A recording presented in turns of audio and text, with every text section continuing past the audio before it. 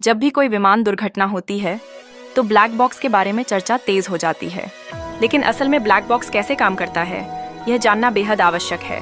यह उपकरण एक विमान में उस मील का पत्थर होता है जो न केवल तनावपूर्ण स्थितियों में बचाव कार्यकर्ताओं के लिए दिशा निर्देश देता है, बल्कि दुर्घटनाओं के पीछे के कारणों की गहराई में जाकर जांच करने का एक महत्वपूर्ण साधन भी है।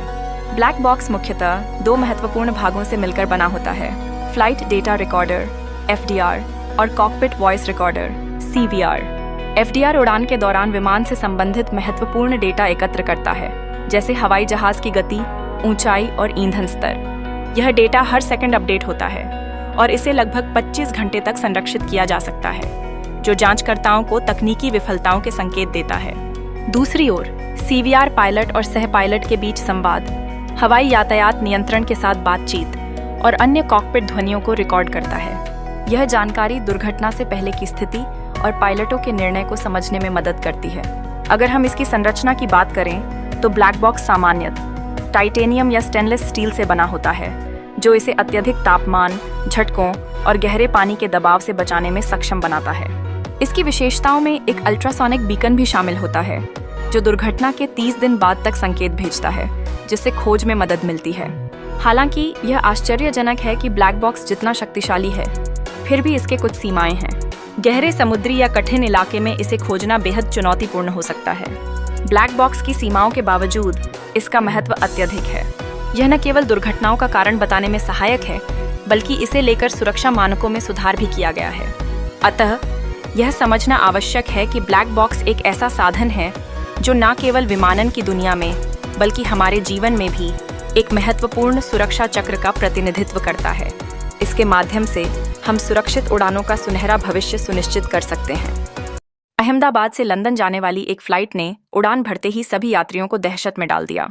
टेक ऑफ के दौरान जब फ्लाइट का बायां इंजन अचानक फेल हो गया, पायलट ने स्थिति को संभालने की कोशिश की, लेकिन एक बड़ी गलती ने स्थिति को और भयानक बना दिया। पायलट की मानवीय भूल के कारण सही इंजन की पहचान नहीं हो सकी। उन्होंने बायां इंजन बंद करने की जगह दाएं इंजन को बिना सोचे समझे बंद करने का बटन दबा दिया। इस निर्णय ने न केवल पायलट बल्कि सभी यात्रियों का संकट बढ़ा दिया। यह संभावना बिल्कुल दुर्भाग्यपूर्ण थी कि तकनीकी समस्या और मानवीय चूक ने एक दूसरे का साथ दिया। जैसे ही दाएं इंजन बंद हुआ, विमान उड़ान के दौरान बेहद तेज गति से नीचे गिरने लगा। स्थिति को संभालने के लिए पायलट को पर्याप्त समय नहीं मिला, जिसके परिणाम स्वरूप विमान का अनुमानित मार्ग एक खतरनाक मोड़ ले चुका था। प्लेन के टकराने के कारण घटनास्थल पर अफरा तफरी मच गई और सभी संबंधित एजेंसियां संभावित कारणों पर विचार करने लगीं।